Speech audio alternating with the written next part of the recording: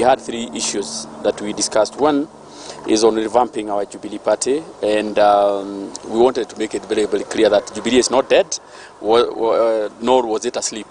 Jubilee was working. For us, we are focused on our Jubilee agenda. We are not focused on individuals who are leaving the party, including the Deputy President. We are not interested. Wherever they are going, we wish them well. The party was not dead. It's simply that he said, let us take a back seat. You see more activities of Jubilee in the coming days. You see more activities, opening of offices, refurbishing of offices. You see even so many defections of people coming into the party.